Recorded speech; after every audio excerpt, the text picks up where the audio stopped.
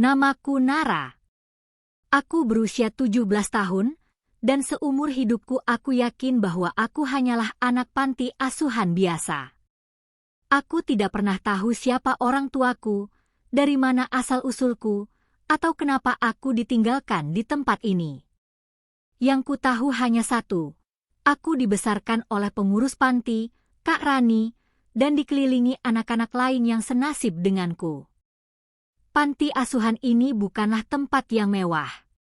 Dinding-dindingnya mulai mengelupas, atapnya sering bocor ketika hujan deras, dan tempat tidurnya penuh dengan bunyi berderit setiap kali kami berbalik badan. Tapi bagiku, inilah rumah.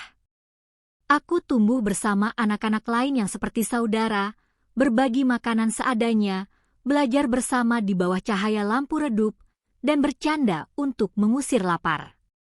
Meski hidup sederhana, aku selalu berusaha tegar. Aku rajin belajar, membantu kakak-kakak pengurus, dan sering menjadi tempat curhat anak-anak kecil di panti. Aku tahu aku bukan siapa-siapa, tapi aku percaya suatu hari nanti aku bisa menjadi seseorang. Hari itu, suasana panti berjalan seperti biasa. Anak-anak kecil berlari-lari di halaman, Kak Rani sibuk di dapur, dan aku sedang menjemur pakaian di belakang. Tiba-tiba, suara deru mobil mewah terdengar dari depan. Aku menoleh. Jarang sekali ada mobil sebagus itu berhenti di depan panti kami. Mobil hitam mengilap, dengan sopir berseragam yang segera keluar dan membukakan pintu untuk penumpangnya. Dari dalam, muncul seorang wanita berusia sekitar 40-an. Anggun, elegan, dengan gaun mahal dan kacamata hitam besar yang menutupi setengah wajahnya. Semua orang berhenti beraktivitas. Anak-anak kecil menatap dengan mulut menganga, sebagian berlari ke arah gerbang untuk melihat lebih dekat. Kak Rani keluar tergesa, wajahnya kaget tapi tetap berusaha ramah. "Selamat siang, Ibu. Ada yang bisa kami bantu?" sapa Kak Rani sopan. Wanita itu melepas kacamatanya. Matanya tajam, tapi ada gurat lelah di sana. Ia menyapu pandangan ke sekeliling panti, lalu akhirnya menatap lurus ke arahku. Aku yang masih berdiri dengan jemuran di tangan, tertegun dibuatnya. Itu aneh.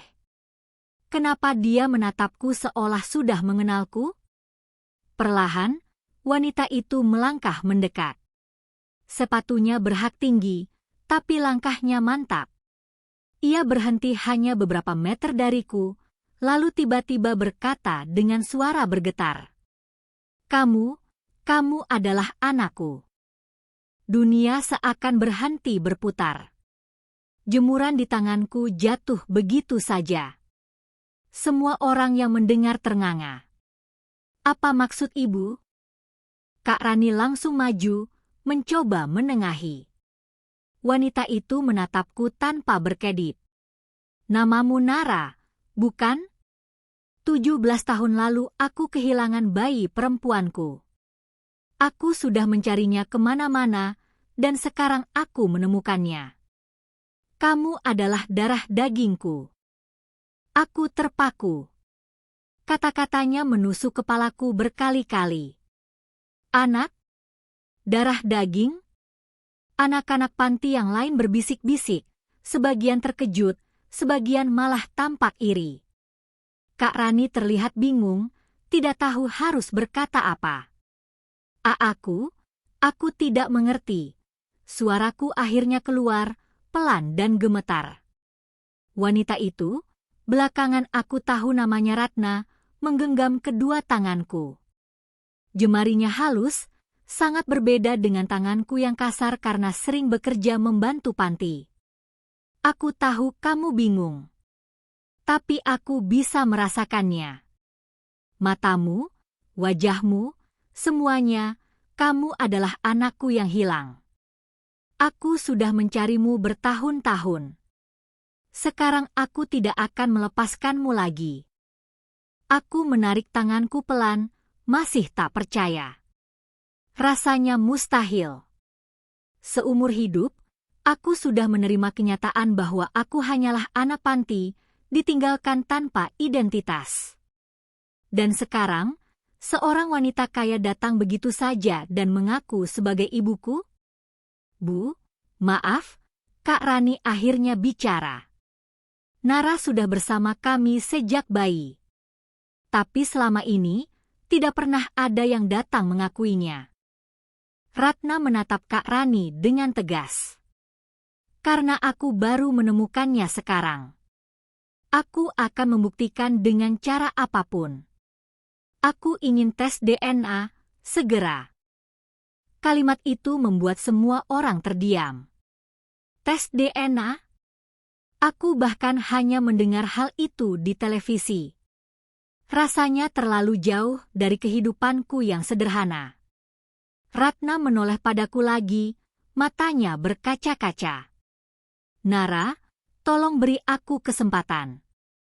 Aku tahu ini sulit dipercaya. Tapi aku yakin darah kita sama. Aku tidak menjawab. Jantungku berdebar keras, kepalaku dipenuhi pertanyaan. Benarkah ini ibuku? Kalau bukan, lalu siapa aku sebenarnya? Hari itu, untuk pertama kalinya dalam hidupku, aku mulai meragukan segala hal yang kupercaya tentang diriku sendiri. Sejak hari itu, suasana panti asuhan berubah drastis. Anak-anak kecil yang biasanya riang, kini sering berbisik-bisik setiap kali aku lewat. Beberapa dari mereka menatapku dengan kagum, seolah-olah aku mendadak menjadi seseorang yang istimewa. Apa benar dia anak orang kaya itu? Bisik salah seorang anak. Kalau iya, berarti dia bisa keluar dari panti ini dong. Wah, enak banget. Kita di sini susah-susah, dia tiba-tiba jadi anak orang kaya. Bisikan itu menusuk hatiku. Aku tidak meminta semua ini terjadi. Aku bahkan masih bingung harus percaya atau tidak. Ratna, wanita kaya itu, terus datang hampir setiap hari. Ia membawakan makanan, pakaian, bahkan mainan untuk anak-anak panti. Semua orang terkesan, tapi aku justru semakin canggung. Nara, ini aku bawakan buku baru. Katanya kamu suka membaca, ucapnya sambil tersenyum lembut. Aku hanya menerima dengan kikuk. Terima kasih, Bu. Setiap kali ia menatapku, ada rasa asing di hatiku. Ada bagian kecil dari diriku yang ingin percaya bahwa ia benar-benar ibuku, tapi ada juga ketakutan besar, bagaimana kalau semua ini hanya salah paham? Suatu malam, aku duduk di kamar asrama panti bersama Kak Rani. Lampu redup, anak-anak lain sudah tertidur, hanya aku yang gelisah. Kak, tanyaku pelan, menurut kakak, apa mungkin Bu Ratna benar-benar ibuku? Kak Rani terdiam sejenak, lalu menghela napas. Nara, kamu datang ke panti ini ketika masih bayi. Tidak ada catatan tentang orang tua kandungmu, hanya seorang pria misterius yang menitipkanmu lalu pergi tanpa jejak. Jadi, aku sendiri tidak tahu pasti.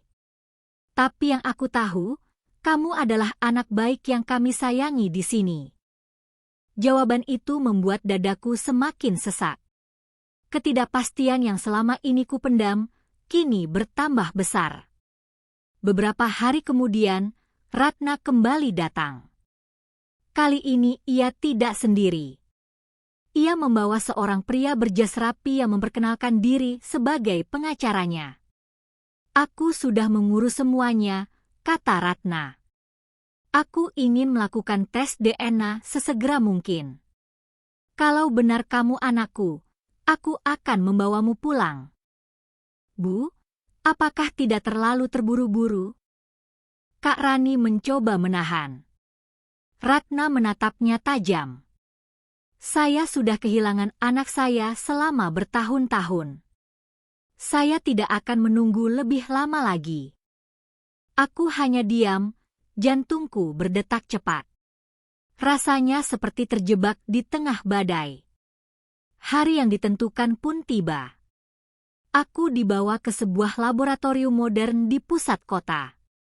Tempat itu begitu asing bagiku, dinding putih mengkilap, peralatan canggih, dan bau antiseptik yang menusuk hidung. Dokter menjelaskan prosedur dengan tenang. Kita hanya perlu mengambil sampel darah dari Ibu Ratna dan Nara. Setelah itu, hasil akan keluar dalam beberapa hari. Aku duduk di kursi pemeriksaan, tanganku gemetar ketika jarum suntik menusuk kulitku. Darah merah mengalir ke tabung kecil. Rasanya aneh, seolah-olah inilah kunci yang akan membuka misteri hidupku. Ratna duduk di kursi sebelah, wajahnya tegang tapi penuh harap. Ia juga memberikan sampel darahnya tanpa ragu. Setelah semua selesai, kami pulang. Perjalanan kembali ke panti terasa sunyi. Ratna berulang kali menoleh ke arahku. Nara, apa kamu tidak penasaran? Tanyanya akhirnya. Aku menunduk. Aku takut, Bu. Bagaimana kalau hasilnya tidak seperti yang Ibu harapkan? Ratna menggenggam tanganku. Apapun hasilnya, aku tetap akan ada untukmu. Karena aku sudah merasa, kamu bagian dari diriku. Kata-katanya hangat, tapi juga menimbulkan beban. Aku ingin percaya, tapi juga tidak ingin terluka kalau ternyata semua salah. Hari-hari menunggu hasil adalah masa yang paling panjang dalam hidupku. Setiap malam aku tidak bisa tidur, hanya menatap langit-langit kamar sambil bertanya, benarkah aku punya ibu kandung? Atau aku tetaplah anak panti tanpa asal-usul? Akhirnya, hari pengumuman tiba. Kami semua berkumpul di ruang panti. Aku, Ratna, Kak Rani, dan beberapa staf dari laboratorium yang membawa berkas hasil tes. Suasana hening, semua menahan napas. Dokter membuka map hasil tes, lalu menatap kami dengan wajah serius. Setelah melakukan pemeriksaan DNA, kami pastikan Nara bukan anak kandung Ibu Ratna. Seolah ada bom yang meledak di ruangan itu. Ratna menutup mulutnya dengan tangan, matanya membesar, air mata langsung mengalir. Apa? Maksudnya? Suaranya bergetar. Tidak mungkin, tidak mungkin. Aku sendiri hanya terpaku. Dunia seakan berputar, tubuhku terasa ringan seperti melayang. Jadi benar, aku bukan anaknya. Semua harapan yang sempat tumbuh di hatiku hancur seketika. Kak Rani mencoba menenangkan. Ibu Ratna, mohon sabar. Hasil ini jelas. Tapi Ratna menggeleng keras, wajahnya penuh emosi. Aku tahu hasilnya begitu. Tapi aku juga tahu, ada sesuatu yang mereka sembunyikan dariku. Aku yakin Nara tetap terhubung denganku, dengan keluargaku. Semua orang saling pandang, bingung dan cemas. Aku menatap Ratna, dadaku sakit melihat air matanya. Aku ingin berteriak, ingin bertanya siapa aku sebenarnya, tapi lidahku keluh. Hari itu, satu kepastian muncul dari ketidakpastian, aku memang bukan anak Ratna. Tapi kalau begitu, siapa aku sebenarnya? Setelah hasil tes DNA diumumkan, suasana panti benar-benar berubah. Ratna menolak pergi, meski kenyataan sudah jelas tertulis di kertas hasil laboratorium. Ia tetap duduk di kursi ruang tamu panti, wajahnya pucat, matanya sembab. Aku tidak peduli apa kata kertas itu, ucapnya pelan namun penuh keyakinan. Aku tahu anakku ada di depan mataku. Aku menunduk, berusaha menghindari tatapan matanya. Ada getaran aneh di dalam dadaku, antara ingin dipeluk olehnya dan ingin lari sejauh mungkin. Kak Rani mencoba menengahi. Bu Ratna, kami mengerti perasaan ibu. Tapi hasil tes jelas. Nara bukan anak kandung ibu. Ratna menoleh dengan mata yang tajam. Kalau begitu, jelaskan padaku, dari mana anak ini berasal? Siapa yang menitipkannya dulu? Kenapa data dirinya begitu samar? Pertanyaan itu membuat ruangan mendadak hening. Kak Rani terdiam. Aku bisa melihat wajahnya berubah tegang. Lalu ia berkata lirih, kami juga tidak tahu pasti. 12 tahun lalu, seorang pria datang ke panti. Ia menitipkan bayi perempuan. Nara. Setelah itu, dia menghilang tanpa jejak. Tidak ada nama, tidak ada alamat. Ratna menatapku lama. Tangannya bergetar saat meraih tanganku. Itu tidak masuk akal. Aku kehilangan anakku di tahun yang sama. Bayiku diculik dari rumah sakit ketika aku melahirkan. Semua orang bilang dia mati, tapi aku tidak pernah percaya. Aku mencari bertahun-tahun. Dan ketika melihatmu, aku tahu ada sesuatu yang sama. Aku merasakannya. Kata-katanya membuat dadaku semakin sesak. Jadi, aku lahir dari tragedi? Atau aku hanya kebetulan menyerupai anak yang ia rindukan?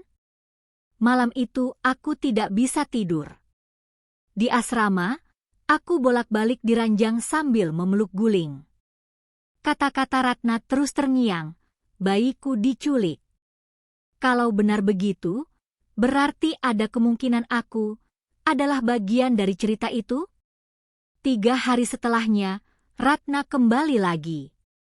Tapi kali ini, ia tidak datang dengan hadiah atau senyum ramah. Ia datang dengan wajah tegas, didampingi seorang pria paruh baya yang kemudian ia perkenalkan sebagai asistennya. Nara, katanya sambil menatapku lurus. Aku tahu tes DNA itu berkata lain. Tapi aku tidak percaya begitu saja. Aku sudah mempekerjakan orang untuk mencari tahu asal-usulmu. Dan aku butuh kau ikut aku ke rumahku. Hanya sebentar. Ada hal yang harus kulihatkan padamu. Kak Rani langsung menolak. Tidak bisa sembarangan membawa anak panti keluar begitu saja, Bu. Ratna menoleh, matanya berkaca-kaca. Tolong, izinkan. Aku tidak ingin merampas. Aku hanya ingin kebenaran. Aku menatap Kak Rani, hatiku berdebar. Ada rasa takut, tapi juga rasa penasaran yang begitu besar. Akhirnya, setelah perdebatan panjang, Kak Rani mengizinkan aku pergi sehari penuh, dengan syarat aku tetap kembali ke panti malam itu. Perjalanan menuju rumah Ratna seperti mimpi. Mobil mewah hitam mengantarku melewati jalan-jalan besar kota. Aku duduk di kursi belakang, menatap gedung-gedung tinggi yang menjulang, merasa seakan-akan dunia yang kutinggali selama ini terlalu kecil dibandingkan dunia di luar sana. Akhirnya, mobil berhenti di depan sebuah gerbang besar berwarna hitam dengan lambang keluarga terpahat indah. Begitu gerbang terbuka, mataku langsung terbelalak. Sebuah rumah megah berdiri dengan halaman luas, air mancur tinggi di tengah-tengah, dan taman bunga yang tertata rapi. Selamat datang di rumahku, kata Ratna dengan suara lirih. Aku melangkah masuk, jantungku berdegup kencang. Di dalam rumah, suasana terasa semakin megah, chandelier kristal, lukisan besar di dinding, karpet merah yang lembut di bawah kakiku.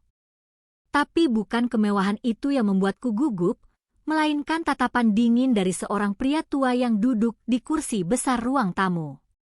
Itu dia? Tanya pria itu dengan nada sinis. Ratna menunduk hormat. Iya, ayah.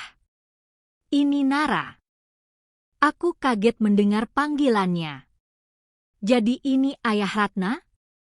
Berarti kakek, kalau benar aku anaknya? Tapi tatapan pria itu membuatku merasa kecil, seperti tidak pantas berada di sana. Ratna, kau sudah membuat keributan besar. Semua orang sudah tahu kau mencari anakmu yang hilang. Tapi membawa anak panti ini ke sini? Kau mempermalukan keluarga. Ratna menahan air matanya. Ayah, aku yakin ada yang disembunyikan. Aku tidak peduli berapa kali tes DNA bilang tidak. Aku akan cari tahu kebenarannya. Pria itu berdiri, lalu berjalan mendekat ke arahku. Ia menatapku lama, dari kepala hingga kaki. Aku merasa seperti ditelanjangi oleh matanya. Lalu ia berbisik lirih, tapi tajam, kau memang mirip. Aku terdiam, tidak tahu harus merespons apa. Ratna lalu menggandengku naik ke lantai 2, ke sebuah kamar yang tertutup rapat. Begitu pintu dibuka, aku tertegun. Kamar itu berwarna merah muda lembut, penuh dengan boneka, mainan bayi, dan foto-foto seorang bayi perempuan. Ini kamar anakku, bisik Ratna. Ia lalu menunjuk sebuah foto di meja. Lihat, bukankah mirip denganmu? Aku mendekat. Foto itu menunjukkan bayi dengan pipi cabi dan mata bulat. Dan memang benar, ada kemiripan. Mirip sekali, bahkan. Dadaku bergetar. Aku ingin menyangkal, tapi mataku tak bisa bohong. Nara, suara Ratna bergetar, aku tidak tahu siapa yang mencoba menghapus jejakmu.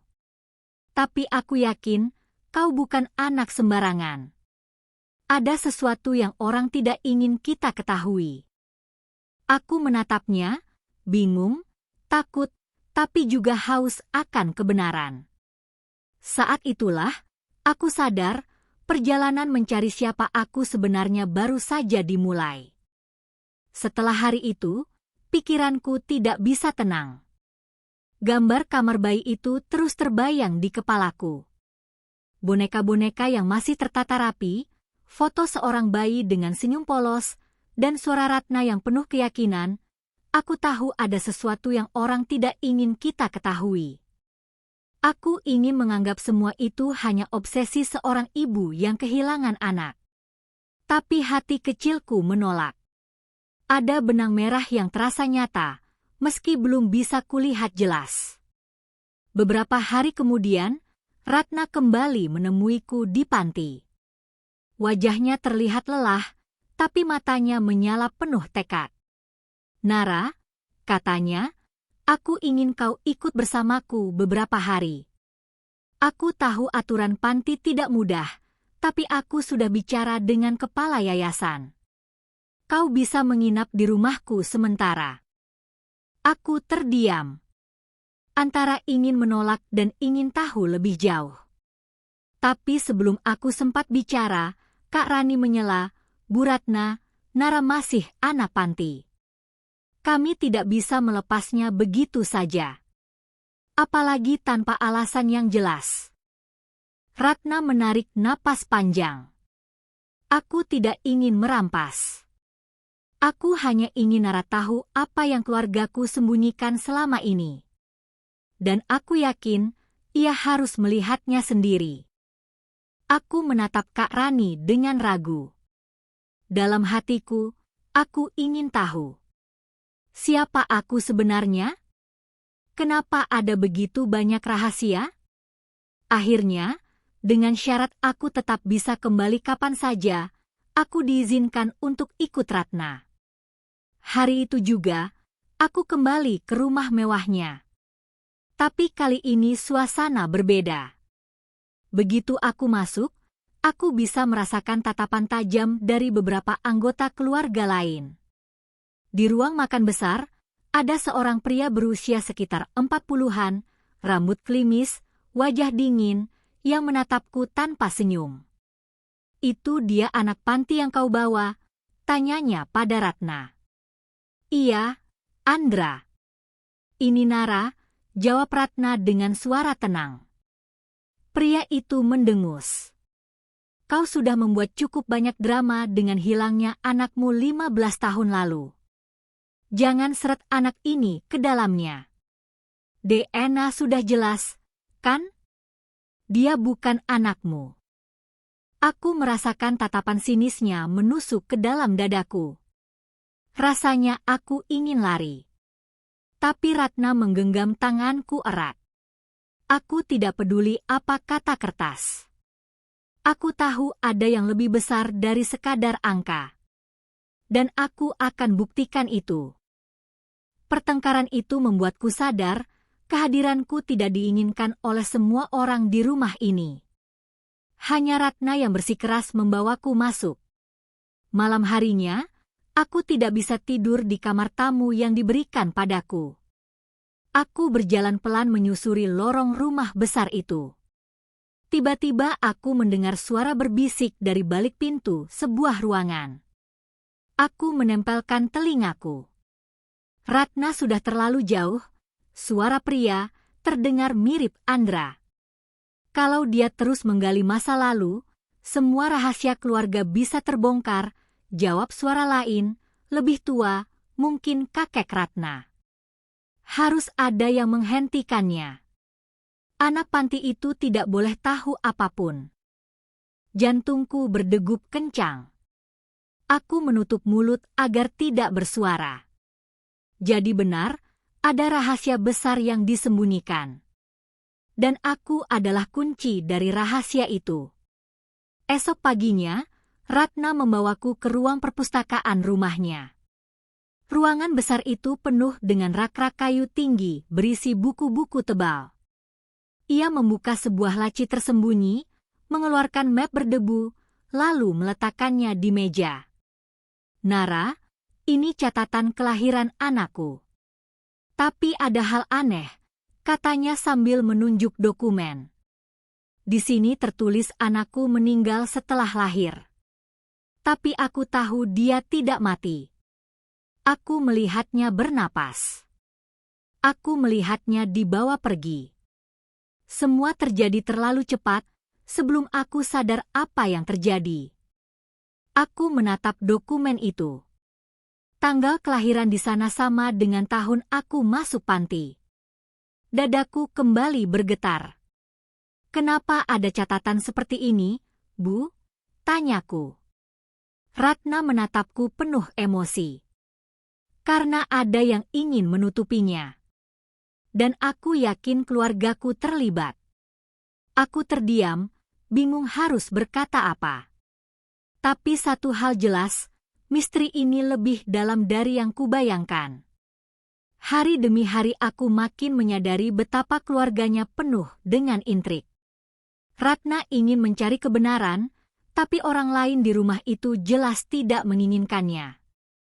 Mereka menganggapku ancaman. Suatu sore, saat aku berjalan di taman rumah, Andra menghampiriku. Senyumnya tipis, tapi matanya dingin. Dengar, anak panti. Kau mungkin membuat Ratna percaya kau penting. Tapi percayalah, kau hanya ilusi bagi dia. Jangan terlalu berharap. Cepat atau lambat, dia akan sadar kau bukan siapa-siapa. Aku terdiam, tak bisa menjawab. Kata-katanya menusuk, tapi aku juga tidak bisa membohongi diri. Memang benar, tes DNA sudah membuktikan aku bukan anak Ratna. Namun, semakin aku diperingatkan untuk menjauh, semakin besar rasa penasaranku. Kalau benar aku bukan siapa-siapa, kenapa mereka terlihat begitu ketakutan? Malam itu, sebelum tidur, aku berjanji pada diriku sendiri, aku harus menemukan kebenaran. Siapapun aku, apapun yang terjadi, aku tidak akan mundur. Aku tidak tahu, keputusan itu akan menyeretku ke dalam pusaran rahasia kelam yang bisa mengubah hidupku selamanya. Malam itu, aku sulit tidur. Kata-kata Andra terus terngiang di kepalaku, kau bukan siapa-siapa. Tapi semakin keras aku mencoba menyingkirkannya, semakin kuat pula rasa penasaran yang membara. Jika benar aku bukan siapa-siapa, mengapa keluarganya begitu takut? Pagi berikutnya, aku memberanikan diri berbicara dengan Ratna. "Bu," kataku pelan, "aku ingin tahu semuanya. Tentang anak ibu yang hilang. Tentang aku. Dan tentang apa yang keluarga ibu sembunyikan." Ratna menatapku lama, lalu tersenyum getir. "Aku memang berniat memberitahumu. Tapi untuk itu, kita harus kembali ke tempat semuanya dimulai, panti asuhan." Dadaku langsung bergetar. Panti itu bagiku rumah, tapi ternyata juga menyimpan kunci misteri hidupku. Kami pun kembali ke sana tanpa sepengetahuan keluarga Ratna. Kak Rani menyambut dengan wajah cemas. "Nara, kau baik-baik saja?" "Aku khawatir sekali," katanya sambil memelukku erat. Aku mengangguk, meski hatiku masih kacau. Ratna lalu berkata, "Kak Rani, aku ingin tahu siapa yang menitipkan Nara dulu. Tolong, katakan padaku semuanya." Kak Rani terdiam, jelas ada hal yang ia sembunyikan. Sejujurnya, aku tidak tahu banyak. Hanya ada catatan lama, tapi itu pun tidak lengkap. Ia kemudian mengeluarkan sebuah kotak kayu kecil dari lemari tua di kantornya. Di dalamnya ada beberapa berkas usang, kertas-kertas yang sudah menguning. "Ini dokumen ketika Nara pertama kali masuk panti," jelas Kak Rani. Tanganku gemetar saat membuka lembaran itu. Di sana tertulis, "Bayi perempuan, tanpa nama. Dititipkan oleh seorang pria, sekitar usia 30-an. Tidak meninggalkan identitas. Hanya memberikan sebuah kalung kecil." Aku membeku. "Kalung?" tanyaku. Kak Rani mengangguk, lalu mengeluarkan sebuah benda dari dalam kotak, sebuah kalung perak mungil dengan liontin berbentuk bulan sabit. Aku menatapnya, hatiku terasa aneh. Kalung itu seperti memanggil ingatan samar yang tak pernah ada. Ratna pun terkejut, wajahnya pucat. Kalung itu, aku mengenalnya. Itu kalung milik kakakku, Saras. Aku menoleh cepat. "Kakak ibu?" Ratna mengangguk. "Saras meninggal 15 tahun lalu, di tahun yang sama anakku menghilang. Tapi aku tidak pernah tahu apa yang sebenarnya terjadi dengannya. Keluargaku bilang dia mati karena sakit, tapi aku tidak pernah melihat jasadnya. Dan kalung itu selalu dia pakai." Dadaku semakin sesak. Jadi, apakah mungkin aku, anak dari Saras, bukan anak Ratna? Ratna menatapku penuh emosi. "Nara, ini bukan kebetulan. Ada yang disembunyikan oleh keluargaku. Kakakku lenyap, anakku diculik, dan kamu muncul dengan kalung Saras. Semua ini pasti terhubung." Aku ingin bicara, tapi lidahku keluh. Dunia seakan berputar, kepalaku pening. Malam itu, setelah Ratna pulang, aku duduk sendirian di kamar asrama panti. Ku pegang erat kalung itu, mencoba merasakan sesuatu. Tapi yang muncul hanya air mata. Aku merasa hidupku seperti teka-teki besar tanpa jawaban. Keesokan harinya, Ratna kembali lagi. Kali ini ia membawa sebuah kotak kayu tua lainnya. Aku menemukan ini di rumah lama Saras. Semua barang-barangnya dulu disimpan ayah. Aku mencurinya. Di dalam kotak itu ada beberapa foto lama. Saras muda tersenyum bersama seorang pria yang tidak kukenal. Lalu ada foto Saras hamil, perutnya besar, matanya bersinar bahagia. Aku menatap foto itu, merinding. Pria di samping Saras itu bukan orang asing. Aku pernah melihat wajahnya. Ia sama persis dengan sosok pria samar yang ada di catatan panti. Pria misterius berusia 30-an yang menitipkan bayi. Aku menutup mulut, jantungku berdetak cepat. Bu, jangan-jangan. Ratna mengangguk pelan. Ya, Nara. Aku yakin pria itu ayahmu. Kebenaran mulai terkuak, tapi justru menimbulkan lebih banyak pertanyaan. Jika Saras adalah ibuku, kenapa aku dititipkan ke panti? Kenapa keluarganya menutupi semua itu? Dan siapa pria yang bersamanya di foto itu? Ratna menggenggam tanganku erat. Kita harus mencari lebih dalam. Aku tidak akan membiarkanmu hidup dalam kebohongan lagi. Aku mengangguk, meski hatiku masih diguncang ketakutan. Aku tahu, semakin jauh aku menggali, semakin besar risiko yang harus kuhadapi. Namun satu hal pasti, aku tidak bisa berhenti sekarang. Aku harus tahu siapa aku sebenarnya. Hari itu, Ratna mengajakku ke sebuah rumah tua yang sudah lama ditinggalkan, rumah keluarga besarnya di pinggiran kota. Rumah itu seolah menyimpan berjuta rahasia. Ket temboknya mengelupas, jendela kayunya berdebu, dan pintu berderit saat dibuka. Ayah selalu melarangku datang ke sini, ucap Ratna lirih. Katanya tempat ini penuh kenangan buruk.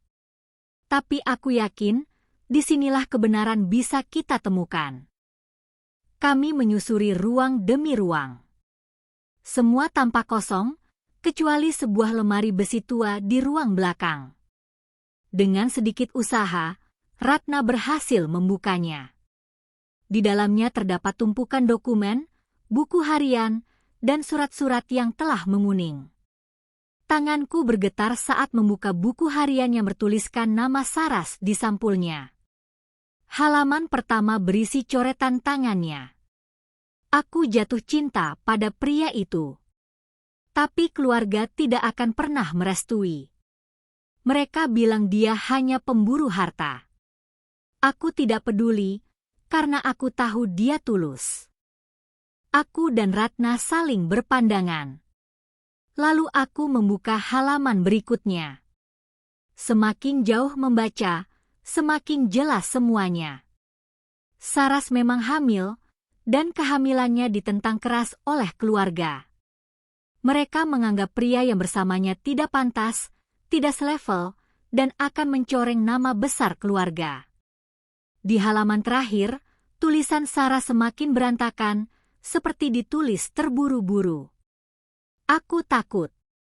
Mereka bilang aku harus melepaskan bayi ini. Aku tidak mau. Bayi ini darah dagingku.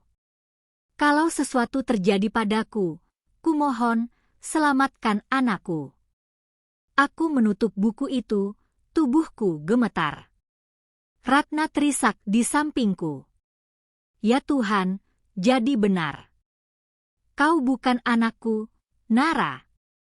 Kau adalah anak Saras. Kau keponakanku, darah dagingku juga. Air mataku jatuh deras. Semua misteri perlahan menemukan bentuk. Aku bukan anak panti biasa, tapi buah cinta terlarang yang disembunyikan oleh keluarga kaya berpengaruh. Namun, ada satu pertanyaan besar yang masih menggantung. Siapa pria yang menjadi ayahku? Ratna lalu mengambil sebuah surat dari tumpukan dokumen. Surat itu ditulis dengan tangan kasar, ditujukan kepada Saras. Isinya singkat, namun menghancurkan. Aku harus pergi. Mereka mengancamku. Kalau aku tetap di sisimu, kau dan bayi itu akan celaka. Maafkan aku, Saras. Aku mencintaimu. Aku menatap surat itu dengan dada sesak.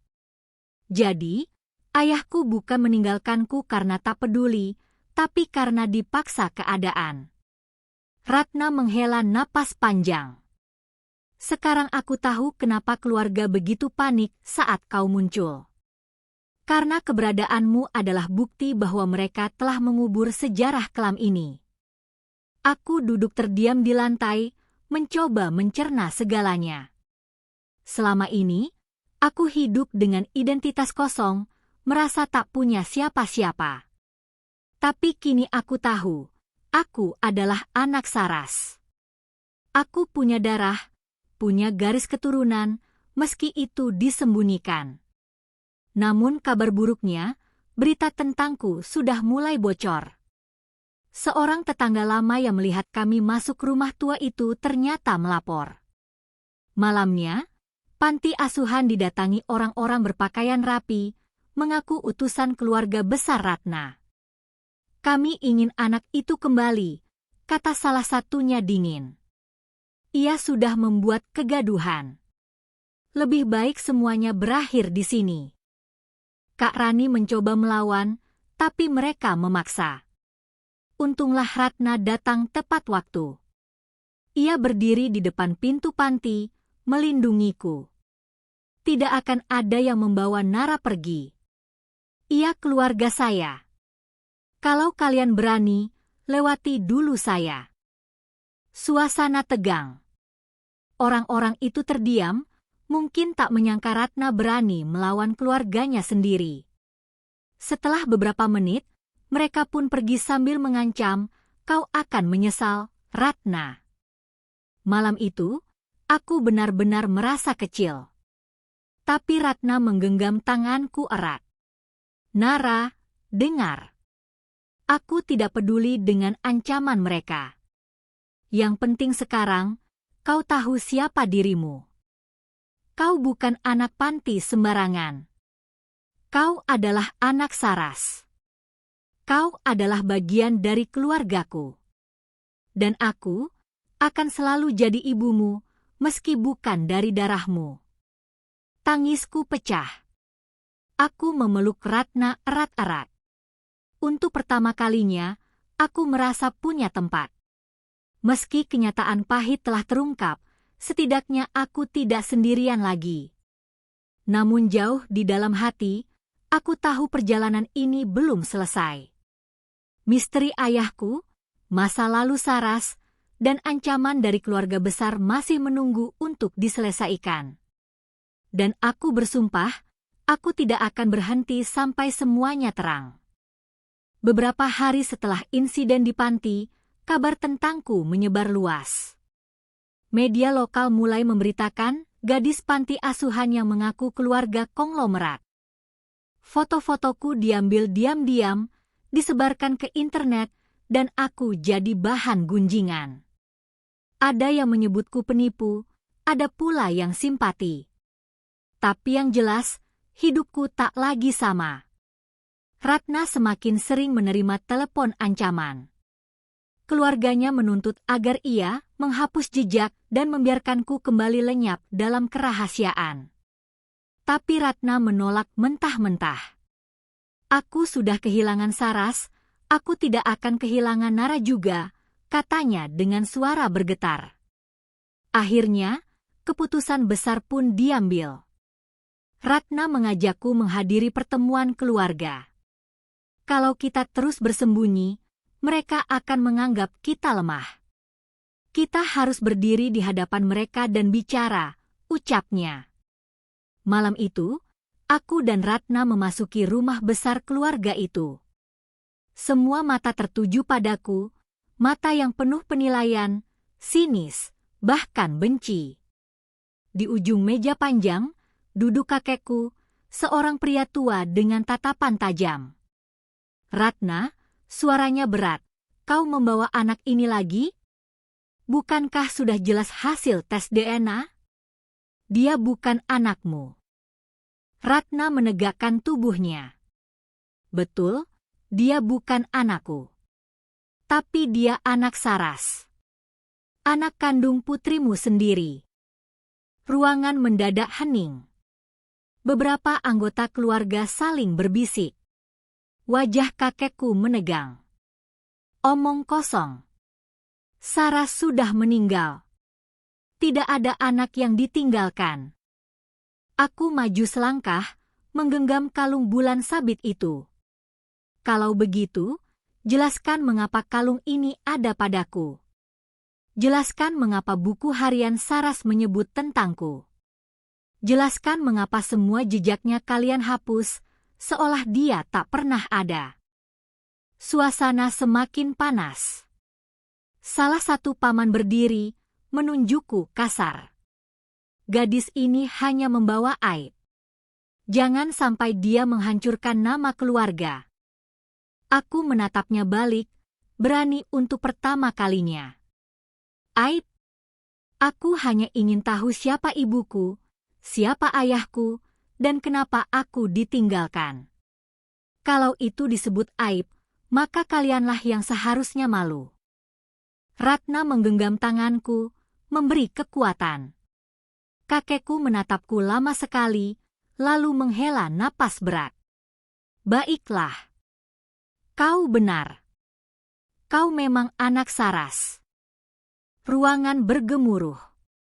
Beberapa anggota keluarga protes keras, tapi kakekku mengangkat tangan, membuat semua diam. Saras memang hamil di luar pernikahan. Kami tidak pernah setuju. Kami ingin anak itu dihapus dari sejarah agar tidak mencoreng nama besar keluarga. Saras menolak, dan akhirnya nyawanya melayang karena tekanan. Anak itu, kau, dititipkan jauh, agar tak seorang pun tahu. Dadaku sesak mendengar pengakuan itu. Ratna menitikkan air mata. Ayah, jadi benar. Kalian semua yang membuat Saras menderita. Aku tak sanggup menahan tangis. Bagiku, jawaban itu menyakitkan, tapi setidaknya aku tahu. Aku bukan kebetulan, aku bukan anak yang dibuang sembarangan.